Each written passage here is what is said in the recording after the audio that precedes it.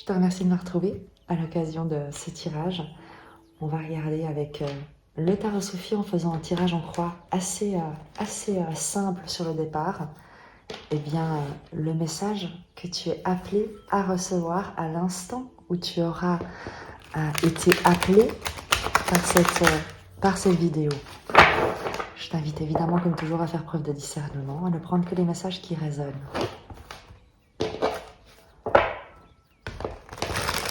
On va voir quelle est ton énergie, les circonstances présentes, l'influence extérieure, le conseil et l'évolution probable, en sachant que rien n'est jamais gravé dans le marbre. C'est un tirage qui se veut être une photographie d'un instant, donc les effets des énergies sont comprises entre 3 jours et 3 semaines au grand maximum, en fonction évidemment de ta saison de vie, des actions que tu as d'ores et déjà posées, de tes propres prises de conscience et surtout des responsabilités que tu prends de ta vie et dans ta propre vie. Plus tu regardes les choses en face et plus tu es honnête envers toi-même, et plus évidemment les énergies s'alignent pour te guider sur ton chemin et te donner le courage de l'emprunter et la force d'avancer malgré les obstacles.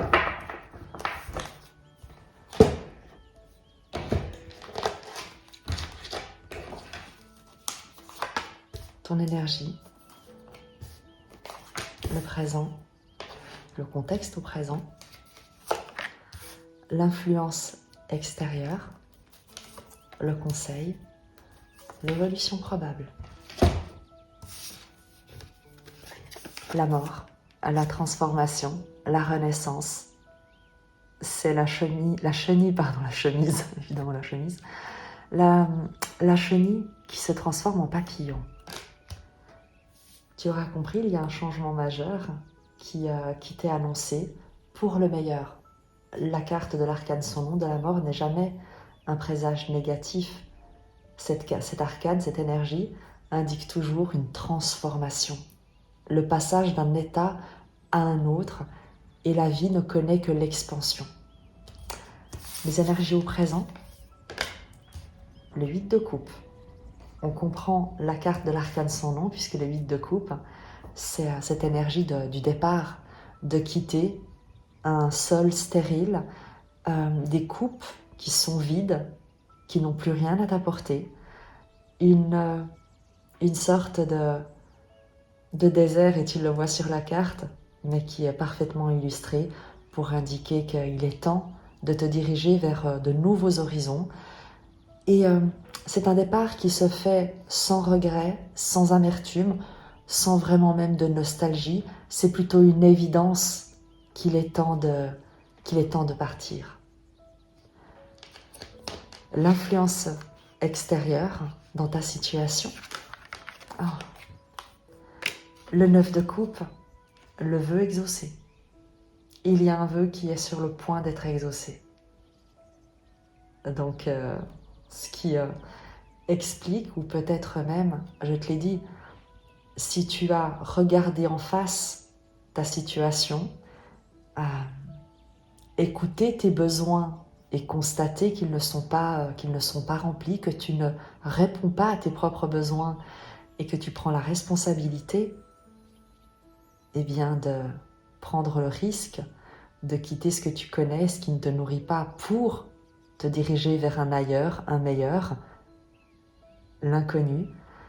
Tu attires à toi, tu ouvres la porte pour que l'univers puisse te proposer, venir à ta rencontre avec ce que ton âme souhaite.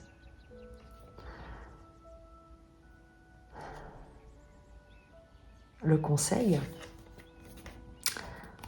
5 de bâton. Bats-toi, ne te laisse pas faire, lance-toi dans la mêlée. N'aie pas peur de la compétition, n'aie pas peur de tirer, tu vois, de tirer ton épingle du jeu. Défends-toi, défends plus que de défendre, c'est affirme-toi. N'aie pas peur de t'affirmer dans un environnement compétitif. N'aie pas peur d'un environnement compétitif. N'aie pas peur de la concurrence. N'aie pas peur de la compétition. Ne te compare pas également. Tu n'as rien à envier ou tu n'as rien de moins que les autres. Presque à te dire de ne fais pas attention aux autres. Également avec ce 5 de bâton, en conseil, ne fais pas attention à tous ceux qui pourraient vouloir te mettre des bâtons dans les roues, qui pourraient venir se confronter à toi, être en désaccord avec toi. Bien au contraire, tu as tout ce qu'il faut pour t'affirmer et affirme-toi. C'est vers quoi tu te diriges? Le pendu. On va la préciser parce que le pendu nous parle d'un changement de regard, puisque il y a l'influence extérieure du 9 de coupe, du vœu exaucé. Le pendu nous parle peut-être d'avoir suivi son âme et de changer de regard sur un objectif initial qui n'est peut-être pas celui qui t'est proposé et qui pourtant correspond complètement à ce dont tu as besoin, à ce dont ton âme a besoin.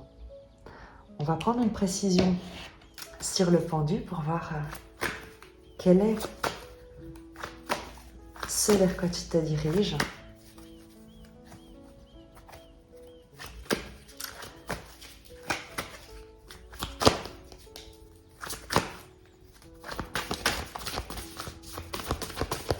Il y a également l'idée avec le pendu de se mettre en état de contemplation, d'observation, presque d'être en époqué, de suspendre son jugement par rapport à un vœu exaucé. Comme je te l'ai dit, il se pourrait que ce qu'on te propose et qui est ce dont ton âme a besoin soit quelque chose qui te challenge énormément avec le 5 de bâton. Et pourtant, en conseil, on te dit de relever ce défi, d'entrer pas dans la compétition, mais d'entrer dans le jeu, d'entrer sur le terrain. Tu vois, de toi aussi aller conquérir en fin de compte ce que tu souhaites. Et l'évolution, ce vers quoi tu te diriges, eh bien, c'est de faire confiance. C'est de suspendre ton jugement, peut-être des critiques concernant l'environnement qui t'est proposé. Peut-être que tu t'étais juré de ne jamais rejoindre cet environnement-là, de ne jamais discuter avec ces personnes-là, de ne jamais entrer en relation avec une personne qui soit compétitrice, très agressive. Et pourtant, c'est peut-être ce dont tu as besoin, ce dont ton âme a besoin. D'où le pendu qui se suspend, qui se met en attente, qui ferme les yeux et qui observe avec le regard de sa conscience. Une précision. C'est vers quoi tu te diriges.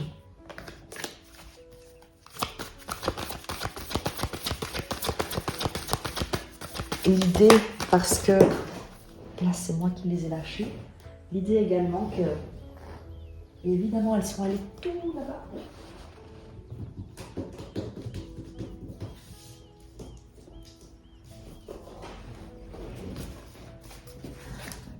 Que tu décides par toi-même de ne pas te précipiter, de te mettre en attente, de prendre un temps d'introspection pour ne pas laisser des peurs décider à ta place, pour temporiser et pour prendre le temps presque de te parler à toi-même, de faire un moment de, tu sais, de t'asseoir contre un arbre et d'inviter à tes côtés ton enfant intérieur pour lui demander de quoi est-ce qu'il a besoin, de quoi est-ce qu'il a peur par rapport à cette situation.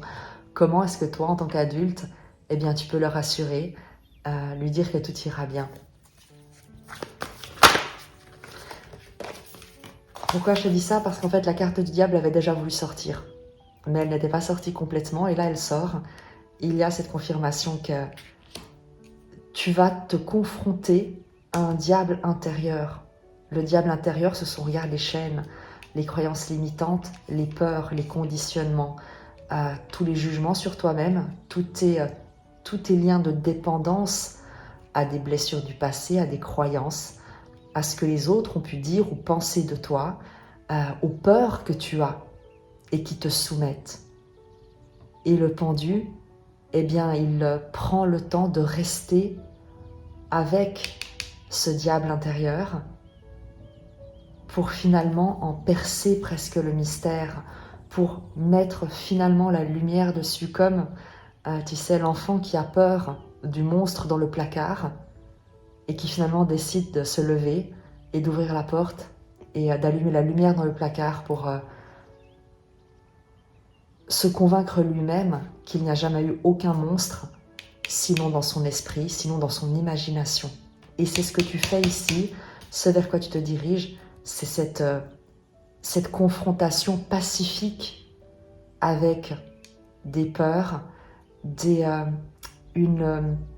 quelque chose de toxique à l'intérieur de toi, autour de toi, dans tes croyances, dans ton éducation, dans ton conditionnement.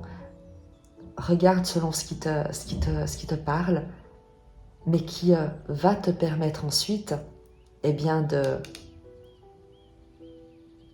te présenter à cette situation qui est pourtant un vœu exaucé de ton âme, eh bien, de la manière qui soit la plus juste pour toi. Et non pas sur la défensive, non pas avec des appréhensions, non pas avec des projections intérieures d'une vie qui pourrait être hostile, de personnes qui pourraient être contre toi parce que tu aurais gardé à l'intérieur des craintes, des peurs, des conditionnements limitants.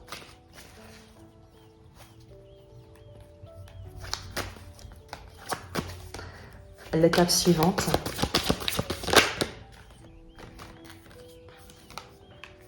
le 5 de denier, la carte du manque, de se sentir insuffisant, pas à la hauteur. Le 2 de bâton, le carrefour, le nouveau chemin. C'est presque, tu sais, le fait de voir une porte s'ouvrir. Encore faut-il prendre la décision de se lever et de l'emprunter. On a la difficulté dont je te parle ici, de prendre un temps pour te confronter à tes peurs. 5 de denier, la peur de perdre, d'être rejeté, de ne pas être à la hauteur, d'être insuffisant, de ne pas avoir les compétences, de ne pas être assez bien pour. 2 de bâton, se lever et avancer.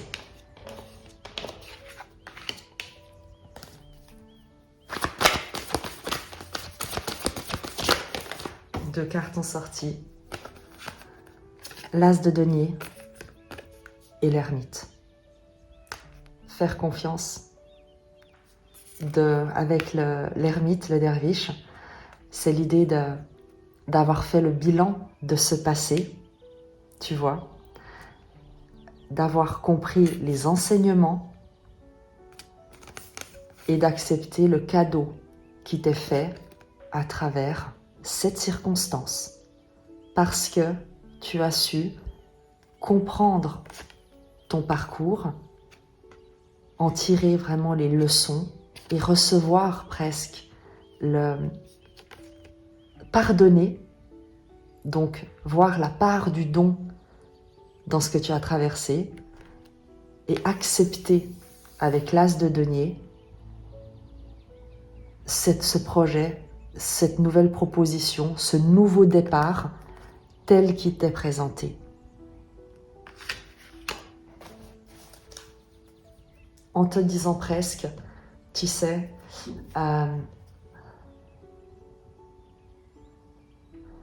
Si je suis laissée à moi-même, mes perceptions seront faussées.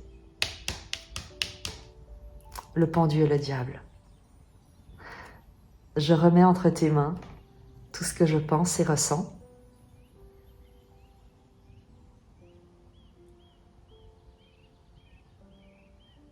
Fais que je devienne qui tu voudrais me voir être, afin que je fasse ce que tu voudrais me voir faire. 2 de bâton, as de denier. Par ta grâce et pour ta gloire. Et tu t'adresses évidemment à Dieu, pourvu que ce soit un Dieu d'amour et non de méritocratie, à la vie, à qui tu souhaites, qui tu considères être comme l'énergie, l'intelligence supérieure qui nous traverse tous, l'amour, et tu lui adresses cette prière pour entamer tu sais, pour passer le seuil. Et avec la mort, on a vraiment cette idée de seuil, d'accepter la transformation, de laisser vraiment mourir le passé également. Mourir quelque chose, c'est également laisser mourir tout ce que tu avais comme croyance, tout ce que tu as peut-être perdu en raison d'une situation que tu as ensuite considérée comme quelque chose d'immensément, et à juste titre très certainement, négatif, toxique, à fuir comme la peste, jusqu'à comprendre que ce n'était pas ces situations qui étaient négatives ou toxiques ou à fuir comme la peste, mais l'attitude que tu avais empruntée dans ces situations où peut-être tu n'avais pas posé tes limites, tu ne t'étais peut-être pas affirmé, tu n'avais peut-être pas vu quand est-ce qu'il était temps de partir ou comment il t'était demandé de rester.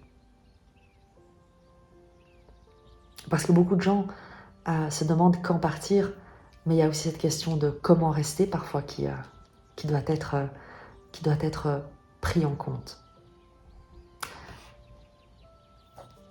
Extrêmement intéressant parce qu'on a cet as de denier avec ce passage du seuil de bâton, la mort. Tu quittes définitivement quelque chose, 8 de coupe. Tu te confrontes à quelque chose qui te terrifie et qui est en lien à un environnement, à une comparaison, une compétition, une agressivité, un groupe. Tu vois, c'est l'idée d'être à la hauteur, de te sentir,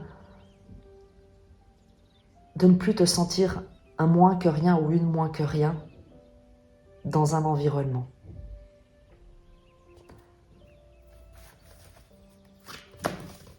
On va prendre encore un message avec le tarot Soufi pour t'accompagner lorsque tu tends les bras. Tu vois le derviche ici qui tient son livre et qui reçoit. Lorsque tu tends les bras et que tu acceptes avec humilité, sans juger, le denier qui t'est tendu, la proposition, l'offre, la solution, le cadeau. Peut-être que ce cadeau est mal emballé.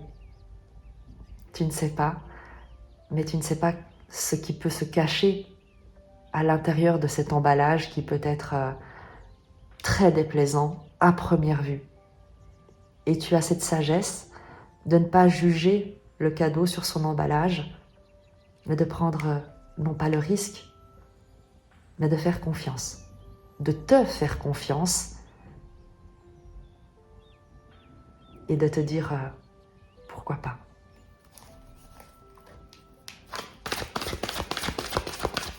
Qu'est-ce qui se cache sous l'emballage?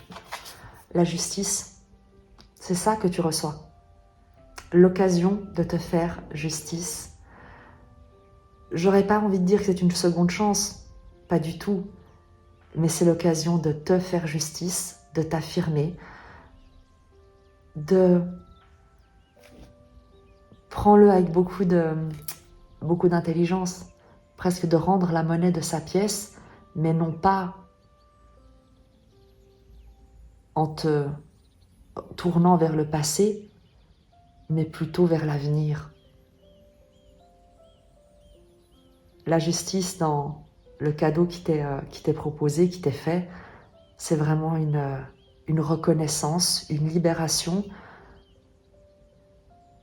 évidemment, un équilibre, une justice, un verdict favorable, quel qu'il soit, que tu t'offres enfin à toi-même à travers cette proposition, ce nouveau départ, ce projet. Une affirmation que tu n'es plus la même personne et que désormais tu sais faire la part des choses et trancher avec ce qui ne te correspond pas, n'est pas équilibré, n'est pas juste, n'est pas intègre. Tu sais, avec cette justice, que tu ne te soumettras plus là où peut-être par le passé, dans une situation similaire, tu as pu te faire écraser, ou te laisser écraser, ou te considérer comme pouvant être écrasé sans aucun problème.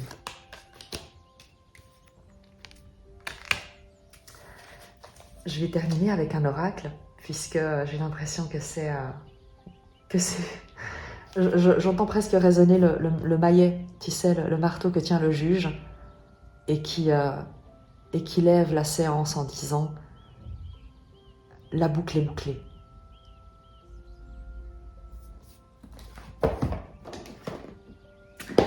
Osho sera parfait avec ces énergies.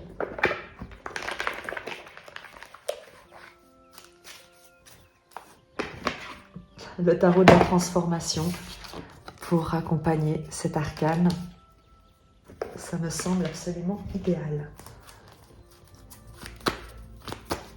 Une sagesse pour toi qui reçois ce cadeau, cette justice, cette métamorphose.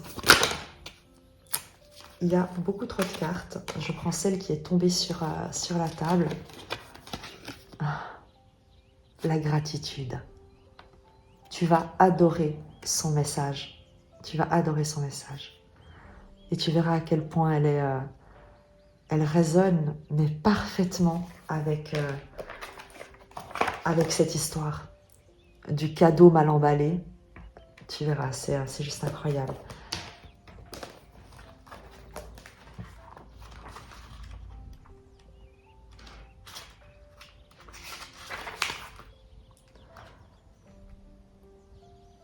Le moment vient où l'on est capable de ressentir de la gratitude, tant pour le bonheur que pour le malheur, sans faire aucune distinction, sans faire aucun choix, mais simplement par gratitude pour tout ce qui est donné. Parce que si c'est Dieu qui le donne, il doit y avoir une raison. L'as de denier, le cadeau mal emballé. Ça doit être nécessaire pour notre évolution, que nous l'aimions ou non. L'hiver et l'été sont tous deux nécessaires à la croissance. Une fois que cette idée se pose dans votre cœur, chaque moment de votre vie est un moment de gratitude. Que cela devienne votre méditation et votre prière. Remerciez Dieu à chaque instant pour le rire, pour les pleurs, pour toute chose. Vous verrez alors s'élever dans votre cœur un silence que vous n'avez jamais connu auparavant. C'est la félicité. L'essentiel est d'accepter la vie telle qu'elle est. En l'acceptant, les désirs disparaissent. En acceptant la vie telle qu'elle est, les tensions disparaissent, l'insatisfaction disparaît. En acceptant la vie telle qu'elle est, on se met à se sentir très joyeux et sans aucune raison. Quand la joie a une cause, elle ne dure pas. Quand la joie n'a aucune raison apparente, elle est là pour toujours. Cela arriva dans la vie d'une femme zen très célèbre. Elle s'appelait Rengetsu. Très peu de femmes sont arrivées à l'ultime vérité du zen. Et Rengetsu est l'une d'entre elles. Elle était en pèlerinage et elle arriva au coucher du soleil dans un village où elle se mit en quête d'un logement pour la nuit. Mais les villageois lui claquèrent la porte au nez. Ils étaient opposés au zen.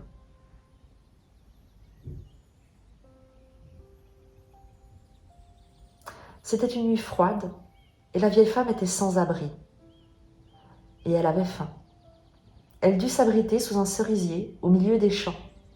Il faisait vraiment froid et elle n'arrivait pas à dormir. De plus, c'était dangereux. Il y avait des animaux sauvages. À minuit, elle s'éveilla. Il faisait vraiment trop froid. Et elle vit dans le ciel de la nuit le cerisier en pleine floraison, riant à la lune brumeuse. Submergée par tant de beauté, elle se leva et se prosterna dans la direction du village avec ces paroles. Grâce à leur bonté, à leur refus de me loger, je me trouve sous cette floraison, en cette nuit de lune voilée. Le cœur plein de reconnaissance et de gratitude, elle remercie ces personnes qui ont refusé de l'héberger. Sans cela, elle aurait dormi sous un toit ordinaire et aurait manqué cette bénédiction, le cerisier en fleurs, le jeu de la brume sur la lune, le silence de la nuit, le silence total de la nuit.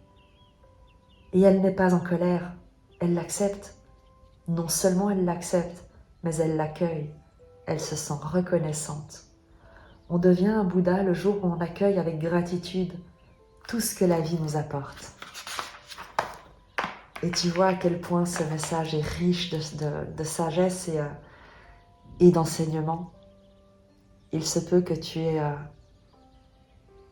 eu une déception par le passé. Peut-être